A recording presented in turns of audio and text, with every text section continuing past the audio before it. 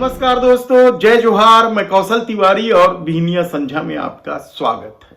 RSS और देश के प्रधानमंत्री नरेंद्र मोदी के बीच खींचतान की खबर से क्या अब कई राज्यों के मुख्यमंत्री, भारतीय जनता पार्टी शासित राज्यों के मुख्यमंत्री क्या बेचैन हो गए हैं? क्या अब वे नितिन गडकरी से संबंध सुधार रहे हैं या नितिन गडकरी के पाले में चले गए? उत्तर प्रदेश के मुख्यमंत्री योगी आदित्यनाथ और नितिन गडकरी के बीच की गलबैयां को लेकर क्या मोदी सत्ता बेचैन है या फिर दूसरे राज्यों के मुख्यमंत्री उसी तर्ज पर अब मोदी की बजाय नितिन गडकरी को साधने में लगे? यह बड़ा सवाल इसलिए उठ रहा है क्योंकि पिछले दिनों केंद्रीय सड़क मंत्री जब छत्तीसगढ़ के दौरे में आए और जिस तरीके से प्रदेश सरकार ने उनके स्वागत में पलक पावड़े बिछा दिए, उसे लेकर अब इस बात की जोर शोर से चर्चा है कि आने वाले दिनों में जब 75 साल के उम्र होते ही देश के प्रधानमंत्री नरेंद्र मोदी इस्तीफा दे देंगे तो नितिन गडकरी सबसे ताकतवर नेता बनकर उभरेंगे और उनसे संबंध बनाने में विष्णुदेव साय सरकार लगी हुई है या संबंध बना ली है।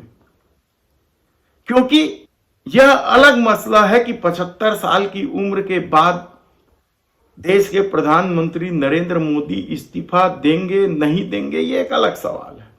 लेकिन राजनीतिक गलियारों में जिस तरीके से आरएसएस के तेवर की बात कही जा रही है और कहा तो यहां तक जा रहा है कि आरएसएस प्रमुख मोहन भागवत ने सीधे सीधे फरमान जारी कर दिया है कि वे अब रिटायर हो जाएं।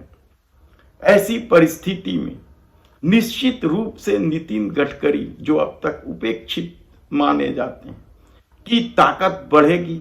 हो सकता है प्रधानमंत्री पद के दौड़ में वे सबसे आगे निकल जाएं और शायद यही वजह है कि इसे लेकर प्रदेश के मंत्रियों में भी एक तरह से विवाद छिड़ गया है।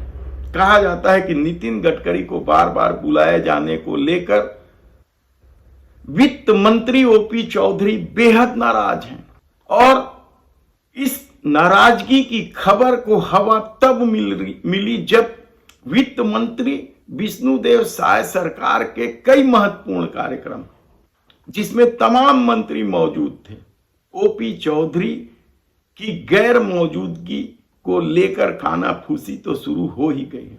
चाहे राज्योत्सव के बड़े कार्यक्रम हो या नितिन गडकरी के इतने बड़े कार्यक्रम हो जिसमें उन्होंने छत्तीसगढ़ को लाखों करोड़ों रुपए की सौगात दी। खुद राजधानी में ही 4 फ्लाईओवर बनाने की सहमति दे दी है।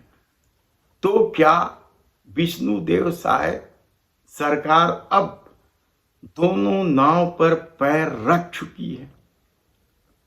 यह बड़ा सवाल है क्योंकि राजनीति के गलियारे में जिस तरह की चर्चा है वह कम चौंकाने वाला नहीं है। लोगों का तो यहां तक दावा है कि विष्णुदेव साय सरकार ने सीधे सीधे नितिन गडकरी को अपना बड़ा नेता मान लिया है। तब सवाल यह है कि क्या इसकी जानकारी अमित शाह को भी हो चुकी है?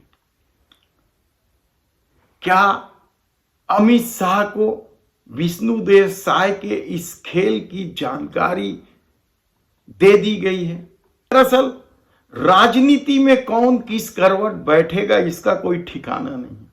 और रहा सवाल भरोसे का, तो राजनीति के सूत्र कहते हैं कि भरोसा तो अपने सगों पर नहीं किया जा सकता।